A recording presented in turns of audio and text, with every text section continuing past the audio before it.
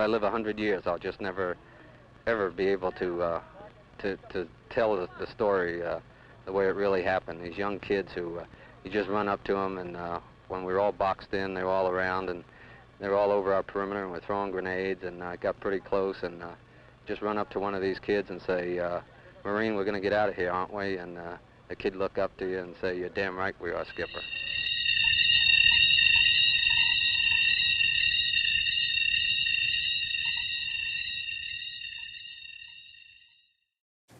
My name is Mike Sulsona. I was in the Marine Corps.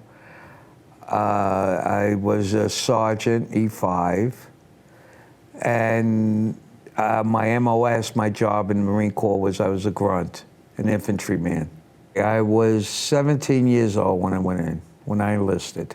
I wasn't working at the time. I was just 17, and I was getting trouble in the neighborhood, nothing big, and I just said it was, you know, time to do something, and best thing to do was to join the military. My father was in the Navy. He landed in Normandy, you know. I live in Staten Island. I was originally from Brooklyn, New York. The reason I chose the Marine Corps was just because no one else in the family was in the Marine Corps. Transferring from civilian life to military life, at that age, you just sort of go with the punches. It was, at least for me, it was just another thing that I was going through. It was, I guess it would have been, not looking back, it was probably more traumatic than just changing from Catholic school to public school, but it was just a change, and this was the life you were going to live now. Anything that stands out about my training? No, I think what happened was that you learned a brotherhood, and that was the most important thing, and that what you really learned, that what you did in life, or what you did in the military, affected your brother, so to speak. And that you were responsible for him, and he was responsible for his brother. When I first got to Vietnam, I think it was, you know, I was fine. It wasn't exactly what I thought it would be. Not in a negative way. It was just, you know, you were so much, you know, like I guess I felt as soon as I got off the plane, I was going to get shot at. And it was really a lot more of living with your downtime than actual combat and action. And doing, you know, jobs around the camp, running patrols that went nowhere, learning how to do nothing. Basically, that's what it was, until, you know, as they say, the shit hit the fan. Back then, you just went and you followed the program. And that was it. I didn't have any political knowledge of what was going on in Vietnam. I didn't even know what a Vietnam was. When I got to Vietnam, I was a lance corporal. And then I was promoted to corporal. And then after I got hit, I got promoted to sergeant. Actually, I was lying on my bed, and they pinned the chevrons on my pajamas. I don't know whether it was after my last rites or before my last rites. I always tell everyone it was like Dodge City.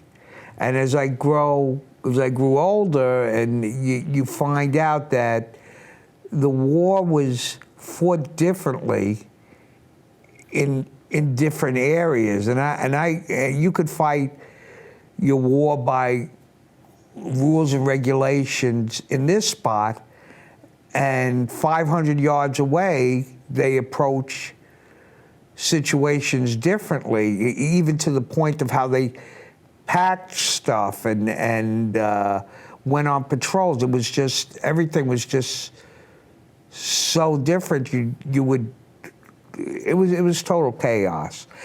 And now looking at the war today on television, you could see that there's some, I guess you have to be involved in combat to see it, but you could see that there's sort of some type of order, although they don't think it is, but in comparison to Vietnam, there is some type of order, and just from the way they dress to the way they move. You never knew where the enemy was, and you never knew who was the enemy. That was the bottom line. And I think anybody that claims they knew who the enemy was, the only time you know the enemy is when they're firing at you. That's pretty much a sure deal. I was outside of Da Nang, a place called Charlie Ridge, and that's where I spent most of my time. I was pretty much, I would go to the rear and then back out in the field. It sounds crazy, but I found some type of comfort in just being in the field and being in the rear. I can sit back now and say, oh, I was fighting for freedom and this and that. You didn't know what the hell you were doing. You were just there. You were with a bunch of guys. You knew you had to protect. You weren't actually protecting your country. I don't know why. I didn't feel like I was defending my country. And I wrote my mother and a couple of friends while I was over in Vietnam. And then I stopped writing for about a month, and they had somebody get in touch with me out in the field and said that I had to write home. I wasn't a point man originally, and a friend of mine had gone to the rear and I had to walk point. And I remember looking at my watch, it was 10 to 10, and I started to travel one way, and my platoon sergeant told me to go the other way, and I took like about 3 steps, and I stepped on a landmine, and I went like about 35 feet up in the air. I don't remember hearing the explosion, but I remember seeing the mountain off to the right turning around, and I landed on my back, and they called in 3 medevacs. And the first 2 landed on landmines. And the third one came in and got us out. And I remember I'd look down and I saw that my legs were like, I didn't even want to look at them. It was one of those sights. And I remember this guy came out of the chopper, because I could see the chopper in front of me. And he ran up to me, and the first thing he asked me was, where was my rifle? Why am I smiling when I'm saying this, why I'm talking about it? Because it's part of my past, and it's just,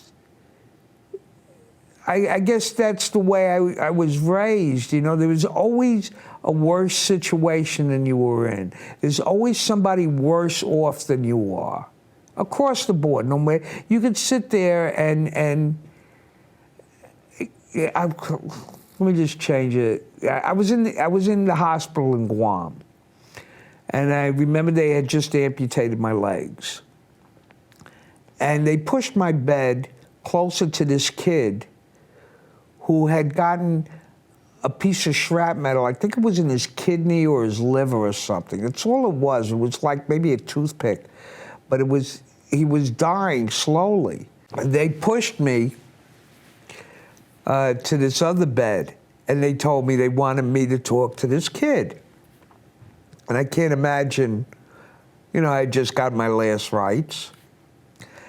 And they wanted me to give this kid hope. Like you got the wrong man, And then I realized that, I think at that point I realized that it's always someone It's always worse off than you are. So when I tell these stories or whatever, it's just, it's something that happened to me back then. I think I was in Guam for about 15 days. Actually, they sent my mother from the United States to Guam to be with me, and I was laying in bed, and I looked up, and there was my mother coming down the hospital ward they flew her in. I was in country for about a tour. I know I had like 15 days left. After I left Guam, I went to the Philadelphia Naval Hospital, and I was very lucky because I was with Marines. St. Albans in the Bronx they sent the guys that were in the Army. Philadelphia Naval was for the Marine Corps, and plus they had a larger unit taking care of amputees. So I was actually on an amputee ward.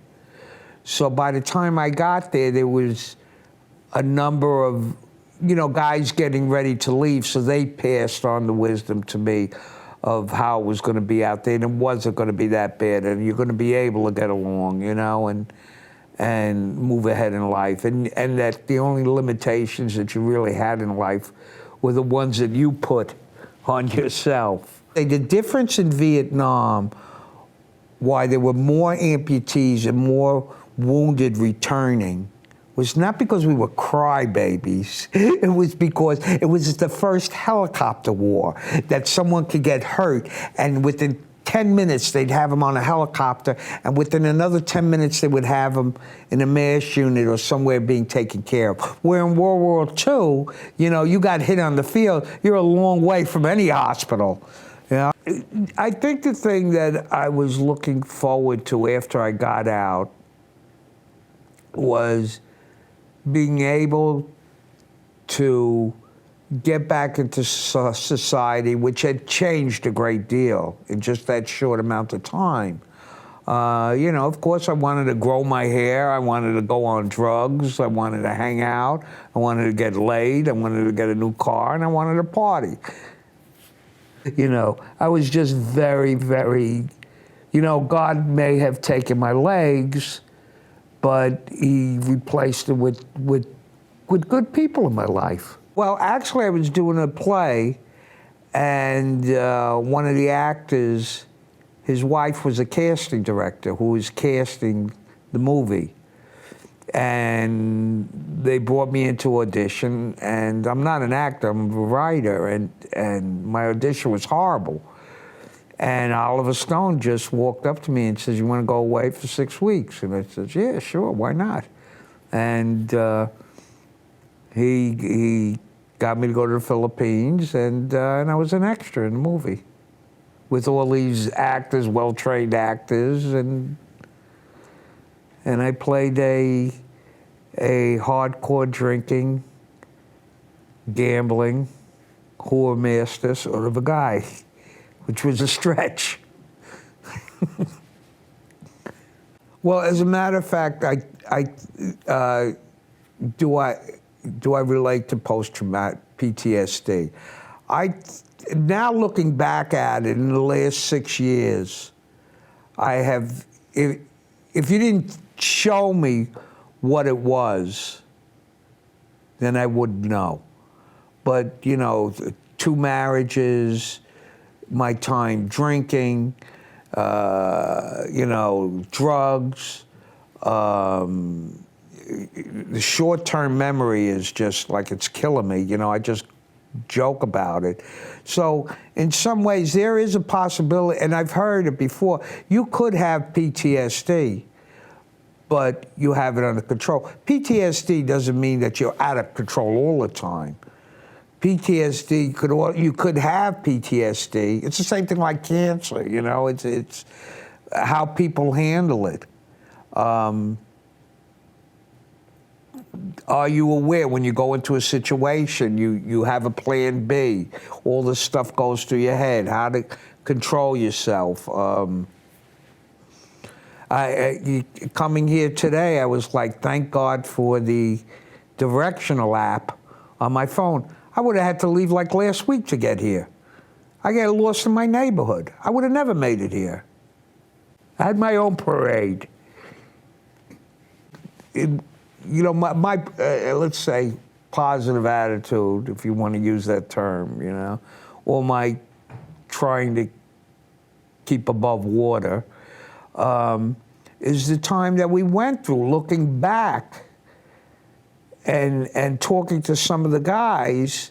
Maybe either I was oblivious to what was going on, or I was in denial, I don't know. But whatever it was, it worked for me. And it didn't work for a lot of other guys. And that's like a mixed message that I don't want to give. Because if it went well for me, I don't want somebody to turn around and say, oh, why is this guy complaining? Everybody is different. So I'm sort of like in a catch-22. I'm not going to dumb myself down. But on the other hand, too, I don't want, like this guy could have both legs and the whole 9 yards, and he's still struggling with the horrors of war. I don't want somebody to say, well, look, if Mike Sulsona lives like this, why can't you do it? It doesn't work like that. It's a different ball game. I was very, very, very lucky. I was very fortunate.